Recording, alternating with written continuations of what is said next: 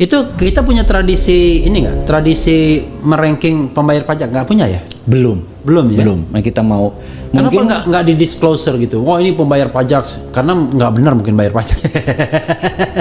Makanya, wah ini bayarnya katakanlah 300 miliar. Tapi kayaknya lebih dari 300 miliar deh. kebanyakan perusahaan yang Iya. tapi kalau personal ini kan pajak pribadi kan. Iya. Jadi kalau pajak perusahaan ya biarin lah. Tapi kalau pajak pribadi ini menarik karena seorang mendadak mau menjadi punya postur di lingkungannya. Oh Pak Haji Anu 4 loh. Ya gila gitu. Itu cukup direspek gitu. Suara dia cukup direspek. Jadi bukan sekedar Tapi satu berarti suara. Bung Bosman membayar 2 kali pajak berarti. Pajak perseorangan sama pajak perusahaan dong berarti. Dan pajak tax amnesty. Oh tax ikut juga tax amnesty kemarin? Warga negara yang baik saya ini. Karena itu saya bilang saya boleh komplain, saya boleh mengkritik Iya. versi saya sih. Iya. Karena saya merasa porsinya gue lakuin kok Iya, sebagai warga negara, benar nggak? Tapi Sobat Daerah sekalian, tax amnesty jilid 2 ini udah berakhir akhir Juni kemarin. 30 Juni kemarin. Nah. 30 Juni kemarin. Apa memang untungnya apa tax amnesty 30 Juni kemarin itu? Rekening kita minus kali ya negara ya, karena subsidi Oke. harga segala macam. Mereka Jadi perlu. mereka butuh fresh money gitu. Oke lah, kita contribute Oke. gitu ya. Ya tapi kalau bisa next, jangan lu peres. Lu kasih gue bermain juga jangan too much rule gitu ya. Iya. Harus ini harus itu gitu ya. Yang saya pikir kadang-kadang ya ini mah sikat aja lah gitu. Nah sekali lagi, jadi saya merasa pengusaha kan kita bagi 2 pengusaha besar Iya. dan mikro, kecil dan menengah. Kita bagi 2. Iya. Pengusaha besar itu punya banyak akses finansial. Jadi dia bisa IPO, Iya. dia bisa pinjam bank karena dia punya aset sebagai jaminan. Iya. Jadi Punya ini teman juga. nah ini yang saya mau kritik. Jadi mungkin di channel Abang ini kan banyak politik Iya. angle-nya atau ketatanegaraan. Iya. Tapi di dalam toto negoro menata negara itu kan bukan politik satu-satunya. Iya. Kita anggap aja kita ambil yang istilah udah baru IPO, Lex, Sosbud, Hankam. Hankam. Jadi ideologi, politik, ekonomi, sosial, budaya, pertahanan, keamanan, anggap 7 pilarnya. GBHN banget nih. Nah, iya kan?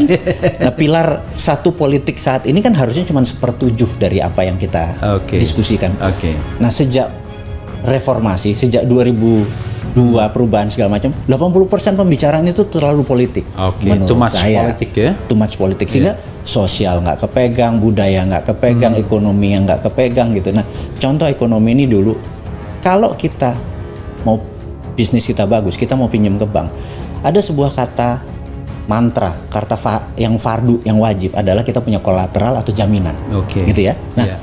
dulu sebelum peristiwa IMF masuk ke Indonesia, Oke. ada 2 caranya. Ada asset based loan, loan berdasarkan dulu ya. aset. Nah, itu. Yang kedua adalah project based loan, loan pinjaman berdasarkan project. Jadi kalau Bang Levi punya kontrak dari Pertamina suruh ngelas pagar, harganya 1 miliar, itu project. Oke. Kalau kita perlu uang 50%-nya, 500 juta, maka kalau bank sekarang ada jaminan nggak? Oke. Walaupun Itu tidak ada project project-nya. tetap Karena- jaminan.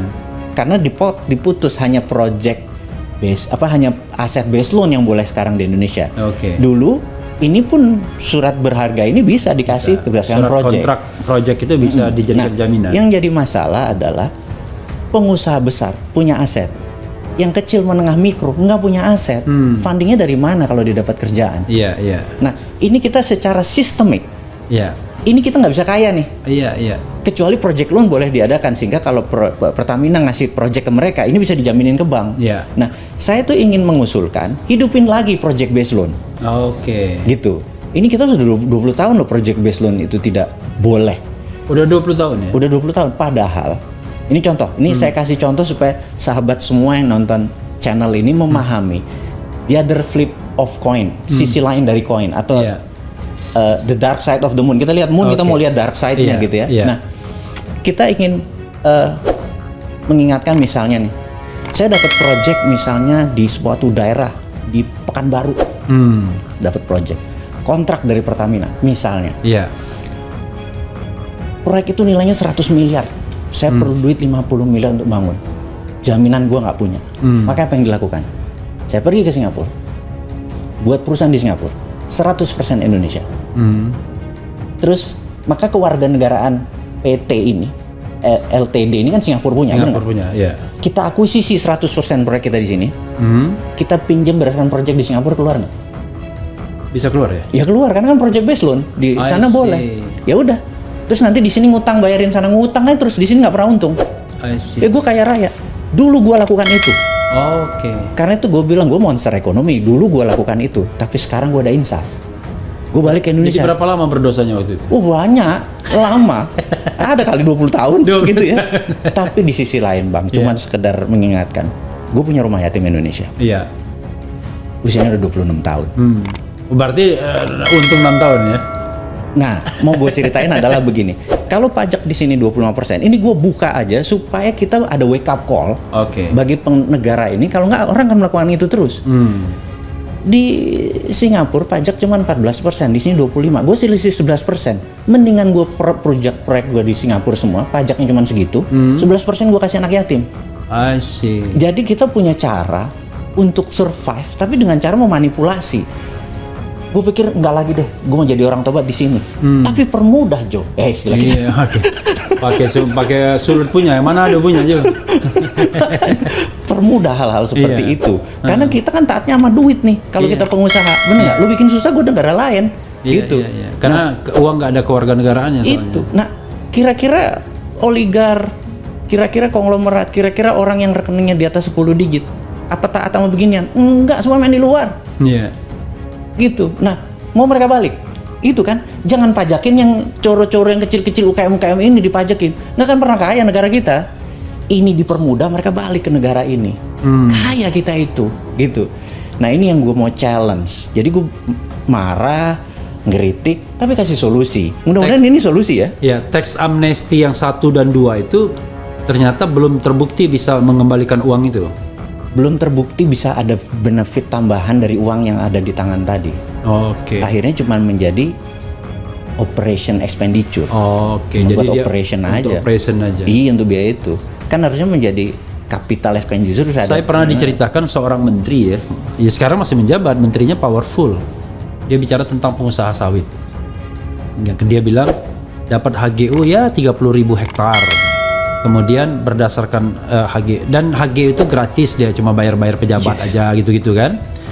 Begitu tanah HGU-nya dapat, emang tanah itu kosong kan, ada ini katanya, ada kayu-kayunya. Betul. Kayunya ditebang, dijual, dapat itu 1-2 triliun. Nah, itu buat modal. Lalu tidak hanya buat modal katanya, 1-2 triliun itu parkir di luar negeri. Ya cuma untuk operationnya saja dibawa bunganya buat ini. Iya. Operation. Dan dia pakai jalan negara yang dibayari APBN, APBD. Terus ini minjem duit lagi. Iya, enak banget dia. Jadi belum usaha dia udah untung dia. Iya, tapi itu hanya segelintir orang. Oke. Bener nggak? Dan itu yang disebut nggak fair.